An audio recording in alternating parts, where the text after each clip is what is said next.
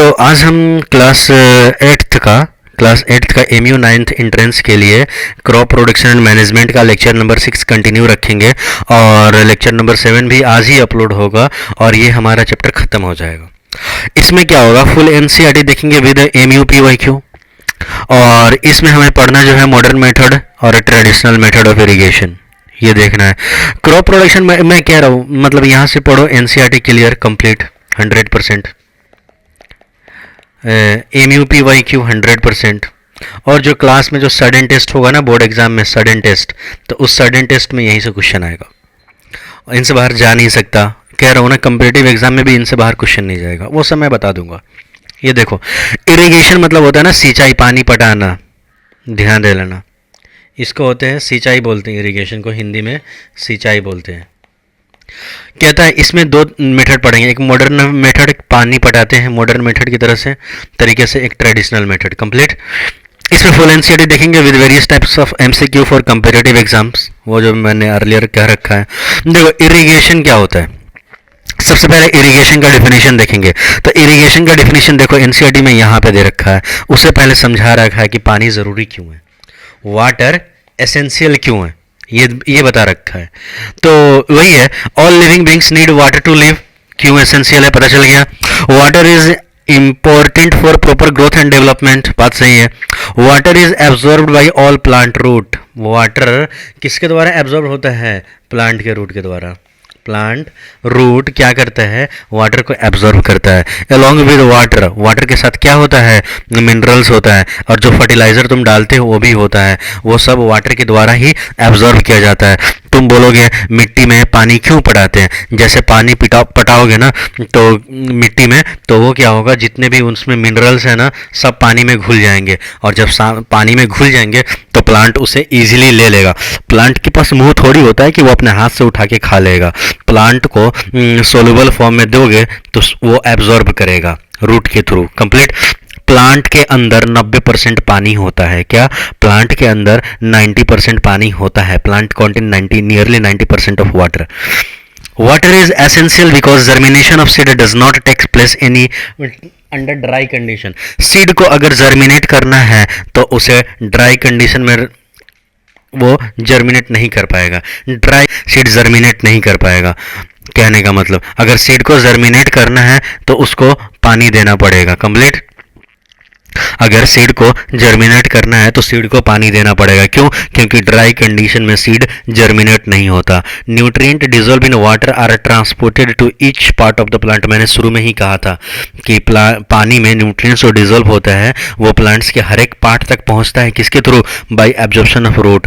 Water also protect from crop from both frost और hot air current, लू चलता है ना गर्मी के महीना में तो उससे भी बचाता है। To maintain the moisture of the soil for healthy crop growth, कहता है field have to water regularly. अगर तुम चाहते हो कि तुम्हारा क्रॉप ग्रो हेल्दी रहे तो तुम्हें रेगुलरली वाटर देना पड़ेगा। The supply of water to the crop at regular intervals are called irrigation. एक रेगुलर इंटरवल पे तुम क्रॉप को पानी दे रहे हो, क्रॉप को वाटर दे रहे हो तो उसे हम बोलते हैं इरिगेशन। क्या, एक रेगुलर इंटरवल पे क्रॉप को वाटर सप्लाई दे रहे हो उससे बोलेंगे हम क्या, इरिगेशन। कहता है इरिगेशन का टाइम या फ्रीक्वेंसी वेरीज करता है अलग अलग क्रॉप के लिए, अलग अलग सॉइल के लिए, अलग अलग सीजन के लिए कंप्लीट। अलग अलग क्रॉप, अलग अलग सॉइल, अलग अलग सीजन के लिए। इरिगेशन का जो फ्रीक्वेंसी या टाइम होता है ना, कब इरिगेशन करोगे, कोई तुमसे पूछेगा कि हम किस समय इरिगेशन करें, तो वही कह रहा हूँ ना, इरिगेशन का जो टाइम और फ्रीक्वेंसी होता है ना वो क्रॉप टू क्रॉप डिपेंड करता है, सॉइल टू सॉइल डिपेंड करता है, सीजन टू सीजन डिपेंड करता है। अब मैं बोलूँगा धान के बारे में जिसको बोलते हैं पैडी। पैडी को ग्रो होने के लिए बहुत ही ज़्यादा वाटर की रिक्वायरमेंट होती है, बहुत ही ज़्यादा वाटर की रिक्वायरमेंट होती है। वहीं पे कोई और क्रॉप ले लो जिनको वाटर की ज़्यादा ज़रूरत ही नहीं होती, और कैक्टस को ले लो भाई, और भी मतलब डेजर्ट प्लांट्स को ले लो। तो वही कह रहा हूँ ना, सीजन टू सीजन। ठंडी में जब तुम पौधे को पानी देने जाते होगे तो हल्का सा पानी से काम चल जाता होगा। लेकिन वही गर्मी में ले लो, गर्मी में तुम दो बाल्टीन की जगह 4 बाल्टीन देना पड़ेगा। तो वही कह रहा हूँ, in summer the frequency of watering is higher. गर्मी में क्या होता है, जो वाटर देने का फ्रीक्वेंसी होता है ना, 1 बाल्टीन की जगह 5 बाल्टीन, 6 बाल्टीन, 7 बाल्टीन पड़ता है। तो वो क्यों होता है, why it is it so, question कर रहा है तुम्हें, तो बोलो ना। तो मैं ये कह रहा हूँ, इनका सिंपल सा एग्जाम्पल है कि इंक्रीज्ड रेट ऑफ इवापोरेशन। क्या होता है, increased rate of evaporation of water from the soil. Soil से ना पानी वेपर बन के उड़ जा रहा है, और एंड द लिप्स से भी। लिप्स से क्या होता है, लॉस ऑफ वाटर ज़्यादा हो जाता है। क्यों, किसके द्वारा, स्टोमेटा के द्वारा। कंप्लीट। तो यही कह रहा है, I am very careful this year about watering the plants, last summer my plant dried up and died. पिछले समर में ये जो बूझो है ना, उनका जो प्लांट था ना, वो खराब हो गया, मर गया। हाँ, तो इस बार वो सतर्क है कि वो गलती ना करे जिनकी वजह से फिर से इनका मेहनत बर्बाद हो, और ये जिससे अटैच हो वो ख़त्म हो। Complete. Last summer my plant dried up and died, सूख कर मर गया, उस वजह से इस बार हम क्या कर रहे हैं, केयरफुली प्लांट को वाटरिंग दे रहे हैं इस समर में। कंप्लीट, यही कह रहा है। सोर्स ऑफ इरिगेशन क्या होता है, वेल होते हैं, ट्यूबवेल होते हैं, पॉन्ड्स होते हैं, लेक्स होते हैं, रिवर्स होते हैं, डैम होते हैं, कैनाल होते हैं। तुम कभी सोचे, तुमको कभी देखे होगे ना कि जहाँ पे पानी पॉन्ड होगा, हाँ, उसमें क्या होते हैं, खेत में पानी पटाने के लिए यहाँ पे दमकल लगा देता है। यहाँ पे दमकल होता है पंप, वो क्या करता है, ये खींचेगा पानी और जहाँ पे रिक्वायरमेंट है वहाँ पे ले जाके भेज देगा। तो ट्रेडिशनल मेथड ऑफ इरिगेशन होता है the water available in well, कुआं में, लेक में, कैनाल में, वही मैं बता रहा हूँ। Lifted up by different methods, वही हो रहा है अलग अलग मेथड से। कोई क्या करता था कि पॉन्ड है तो उसको काट के एक नाली बना देता था, अपने खेत तक जोड़ देता था, और क्या होता था, प्रेशर डिफरेंस होता था जिसकी वजह से पानी ऊपर से नीचे जाता था और खेत में पहुंच जाता था। दूसरा क्या है कि एक बकेट लेता था और खुद से पटाता था पानी। कंप्लीट। कैटल और human labour are used in this method. जो भी मॉडर्न मेथड है ना, उसमें क्या होता है, लेबर का ना बहुत ही ज़्यादा ज़रूरी होता है।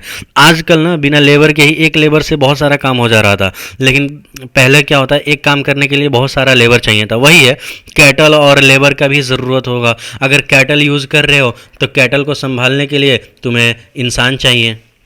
सो these methods are cheaper but less efficient. ये सस्ता था लेकिन बहुत ही कम एफिशिएंट था।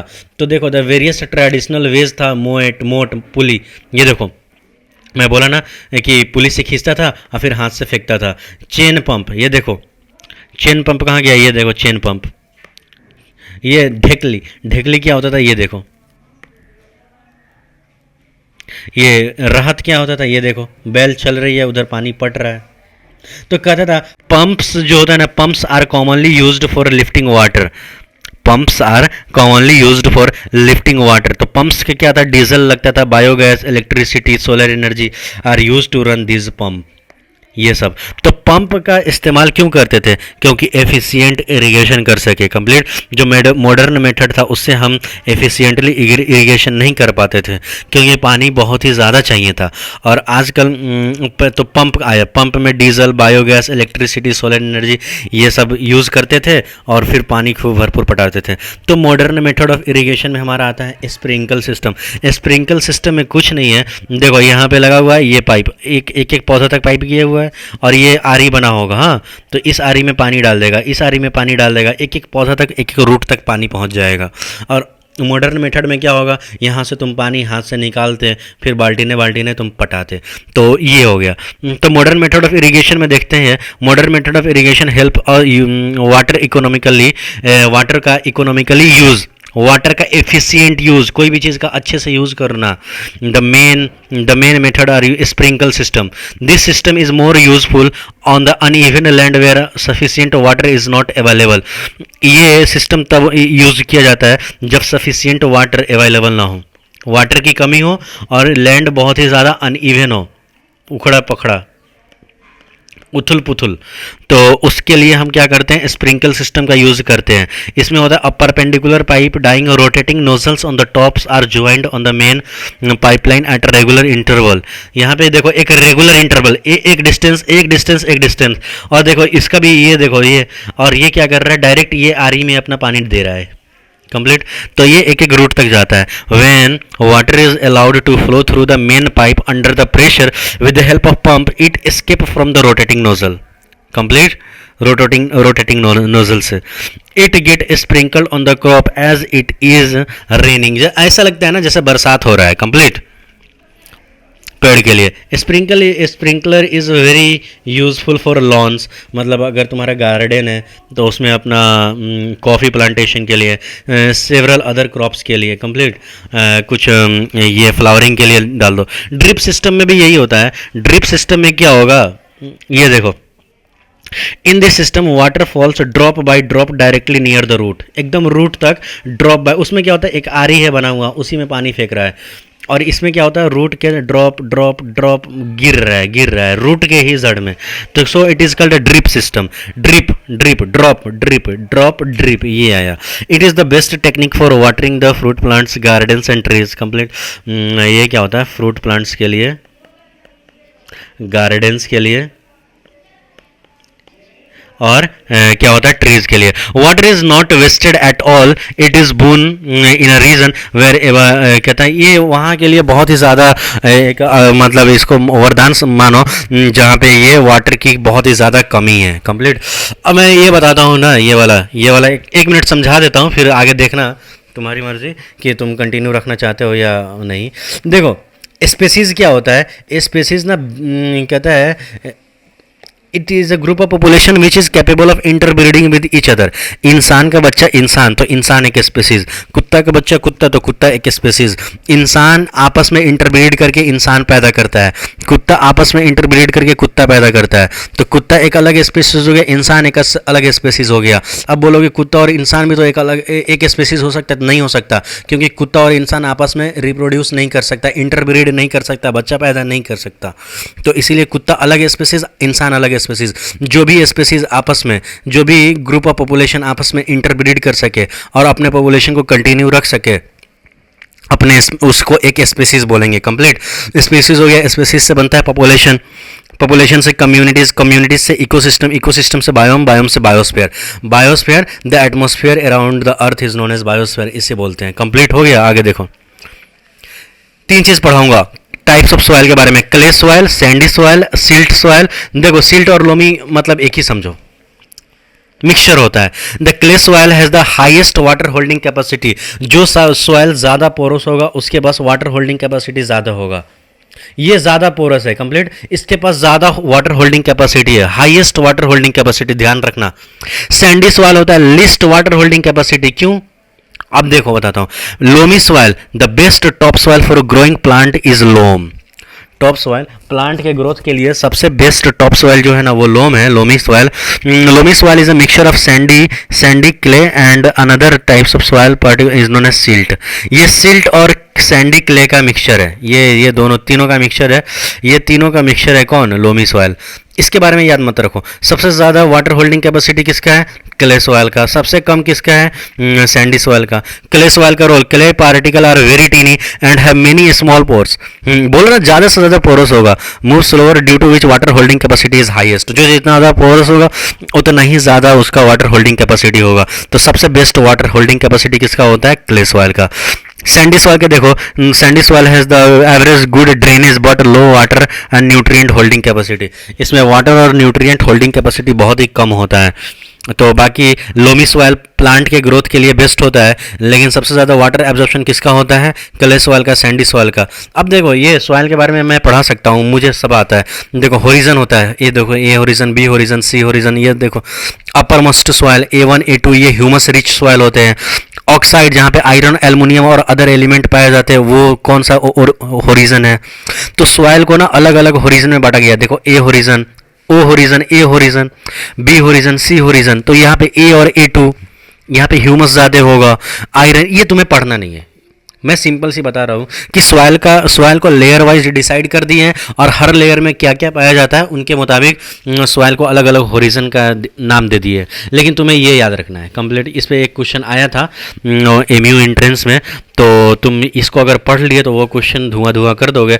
मैं एक सिंपल सा एग्जांपल दे रहा हूँ कि देखो ये पार्ट है इसमें कुछ और मिलेगा, ये पार्ट है इसमें कुछ और मिलेगा, ये पार्ट है उसमें कुछ और मिलेगा, और जाओगे तो और कुछ और मिलेगा कंप्लीट।